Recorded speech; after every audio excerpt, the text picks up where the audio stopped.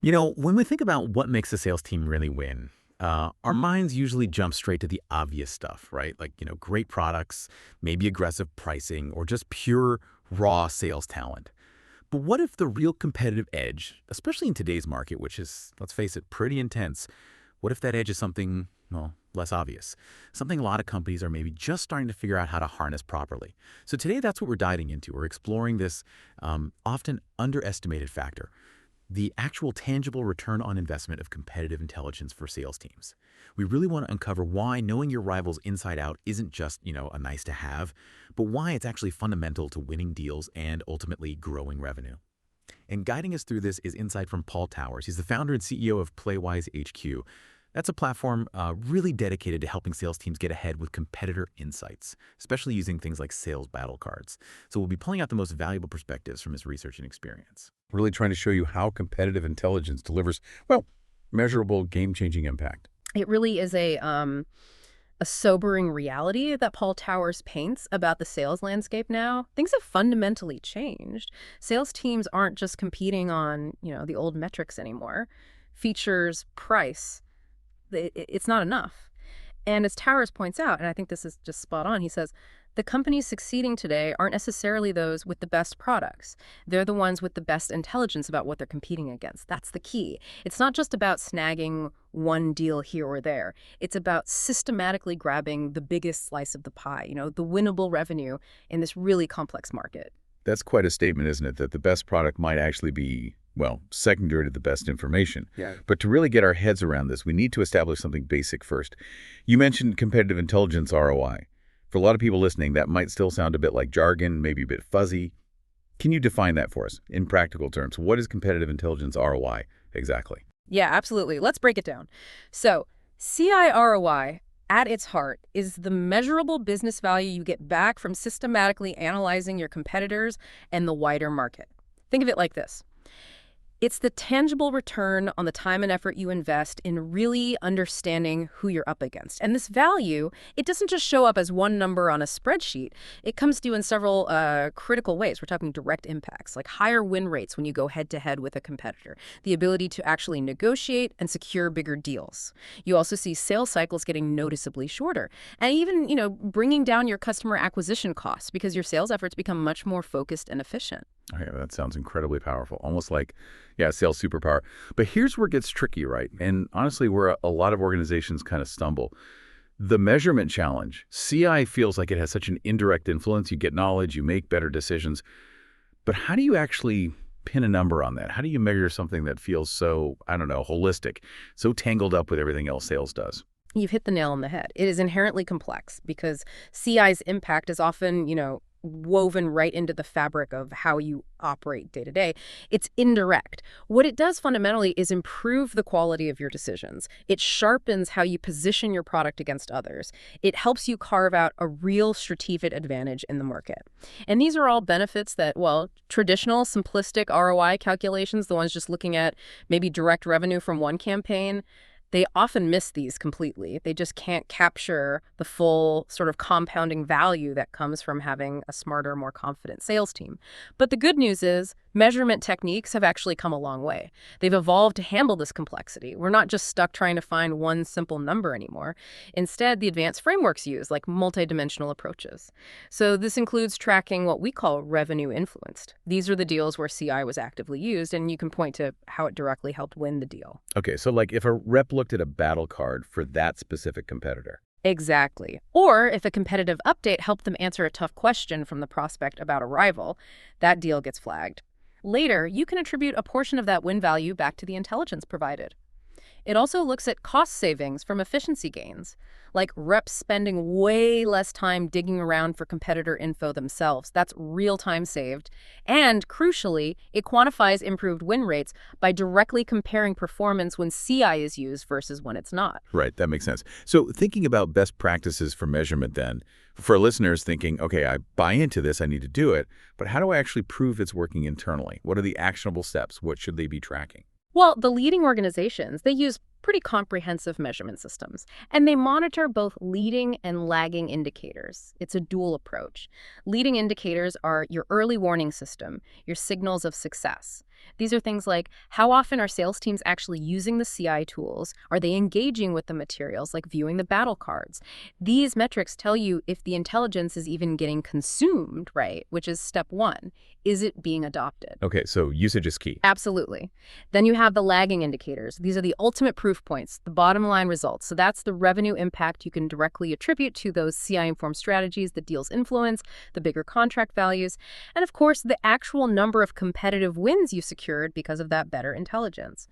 Paul Towers really stresses this dual approach. He says something like, you can't optimize what you don't measure, and you can't prove ROI without comprehensive data. So it's about having that real-time feedback to tweak things and the long-term data to show the value. That leading versus lagging distinction is really helpful. Okay, so we've covered the what it is and how to measure it. Now let's get into the really interesting part, the direct impact on performance. Specifically, those win rates. Where does this intelligence really move the needle most obviously? I'm guessing it's in those head-to-head fights right now. You're exactly right. That's where CI fundamentally transforms things. It arms your teams with actionable insights. They understand competitor strategies, their weak spots, even how they're likely to react during a deal. And this advantage shows up most clearly in win rate improvements. A really key tactical application here, and something Paul Towers' Playwise HQ platform really focuses on, is sales battle cards. Right, Battlecards. Yeah, for anyone less familiar, battle cards are basically concise, actionable cheat sheets about a specific competitor. They break down strengths, common objections you'll hear, their weaknesses, and crucially, how your team can best position your solution against them. And the research backs this up. Cran found that a pretty compelling 71% of businesses using these battle cards report higher win rates. 71%? That's significant. It is. But Paul Towers highlights something even more impressive from his own experience, over 15 years of it. He's seen win rate improvements of 30% or even more when CI is done right. Wow, 30% plus? That's a massive jump. So basically, CI lets your reps walk into those competitive situations feeling like they've already got to look at the other side's playbook. What exactly is CI doing to make that kind of leap possible? What's the why behind that big jump?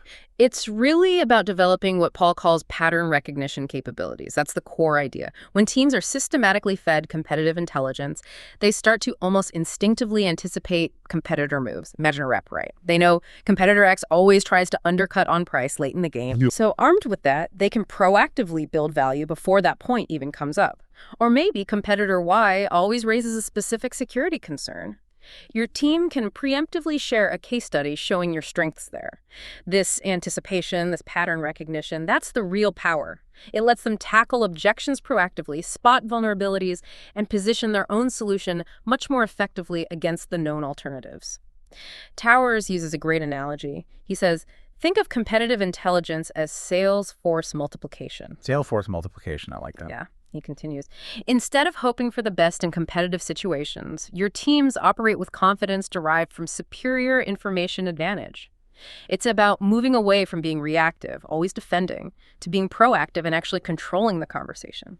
That sales force multiplication analogy really does paint a picture. It highlights the potential. Yeah. So, okay, winning more deals is obviously huge. But what about other revenue impacts? Does CI help beyond just the win rate? Does it affect, say, the size of the deals you win or how fast you can close them? Oh, absolutely. The impact definitely goes beyond just the win rate percentage. Let's look at deal size optimization. Organizations that are using real-time CI are reporting, on average, a 25% increase in their deal sizes. That's according to Revenue.io data. 25% bigger deals. How does that happen? It happens because reps, when they have better insights, can position value more effectively, they can differentiate better, they can really highlight unique strengths during negotiations, which often opens the door to upselling or cross-selling more effectively. Then you've got sales cycle acceleration. Companies with structured CI programs, they see significant cuts in how long it takes to close a deal. Paul Towers mentions seeing teams he managed cut their average sales cycle by over 20%. 20% faster. Yeah, just by implementing effective CI. And it happens because teams know how to address objections faster. They can sidestep common roadblocks. They position the solution better right from the start, which just cuts down the time to get that yes and speeds up cash flow. And there's one more, often overlooked but really valuable long-term impact: customer retention improvements.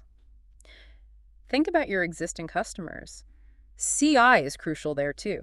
Research from Tendril shows organizations using CI for account management see a 23% improvement in competitive win rates during renewal cycles. Protecting the base. Exactly. Understanding what competitors are doing in your existing accounts, maybe a rival's trying to move in, or they have a new offering, allows you to play defense proactively. You protect that recurring revenue stream, which is gold, especially now with subscription models everywhere. So yeah, CI is kind of like giving your sales team, I don't know, a real-time GPS and a crystal ball, guiding them to bigger deals, faster deals, and helping them keep the customers they already have. It's really clear the impact spreads across the whole sales process then. A really comprehensive set of benefits. Okay, let's shift to practicalities again.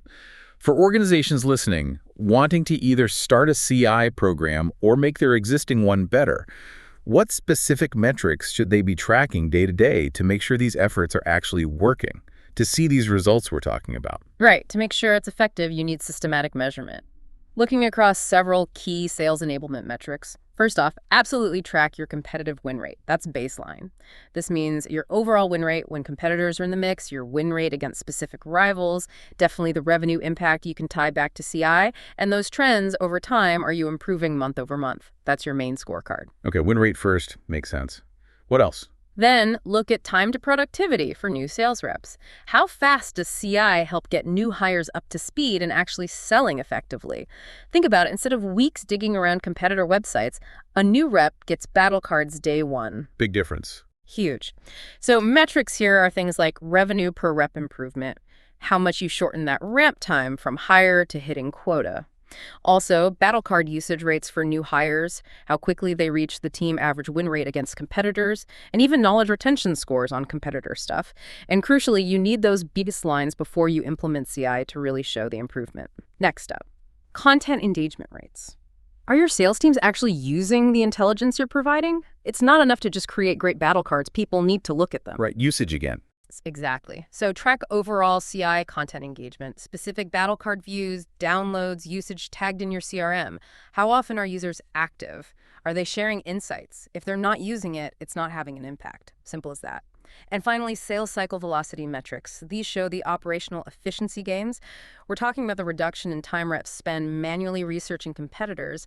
Does CI directly help move deals faster through the pipeline stages? How quickly can reps resolve competitor-related objections? And even things like intelligence freshness. How fast does new competitive info get from the market into your team's hands? The quicker you adapt, the better. That is a really solid set of metrics. Covers everything from getting reps ready to speeding up the whole deal. But, having the intel is one thing. Making sure it actually gets used consistently in the daily grind, that's another challenge. Yeah. What are the best ways to really weave CI into the workflow so it becomes second nature, not just another tool or another website to check occasionally? Yeah, that integration piece is critical. Yeah. The key is embedding it so deeply it feels less like an extra chore and more like just part of how they sell. One really good practice is setting up continuous feedback loops between sales and the CI team. You see high-performing companies doing things like weekly competitive briefings.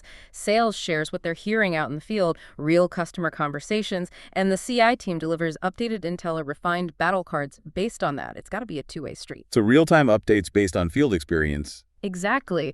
And regular training is also vital to keep knowledge fresh. The market changes constantly. Competitors shift strategies. Companies doing monthly CI updates, even short ones, tend to see much better sustained performance than those doing it quarterly or annually. Things move too fast for that now. And of course, CRM integration is huge. Getting that intelligence seamlessly pushed to reps right when they need it. Maybe a battle card pops up automatically when they log a call with a certain competitor mentioned. Frictionless access. Paul Towers puts it really well. He says, the key is making competitive intelligence feel invisible to sales teams. Invisible. Interesting. Yeah. When intelligence becomes part of natural workflow rather than additional overhead, adoption rates and business impact increase dramatically. It's all about making it effortless. Always there, always relevant, never a hassle. Okay, so wrapping up this deep dive then, it feels like the evidence is just overwhelming, right? Competitive intelligence, when you approach it systematically, with clear goals, with ways to measure it, it's a critical driver of sales success today, no question. We've seen the proof points, measurable lifts in win rates, bigger deals, faster sales cycles. It's not just theory. It's backed by solid data, by the experience of people like Paul Towers and countless successful sales orgs. The financial case is just incredibly compelling. Companies investing smartly here are seeing real ROI, significant revenue bumps, better win rates, real operational efficiencies. And the competitive imperative is just as strong. Markets are getting tougher, buyers are smarter, expectations are higher. Trying to operate without systematic, actionable CI today, you're basically giving your competitors a head start. It's a major disadvantage. It's really not a question of if anymore, it's how well are you using intelligence. So maybe here's a final thought for you, the listener, to take away. If the companies really set to dominate tomorrow are the ones building these competitive intelligence advantages today, the ones arming their teams with battle cards, with real-time insights, how prepared are you for the competitive battles that are definitely coming your way? We really encourage you to think about these insights, especially from Paul Towers and the Playwise HQ perspective. Consider how getting serious about competitive intelligence could genuinely transform your own approach to winning deals and securing your spot in the market.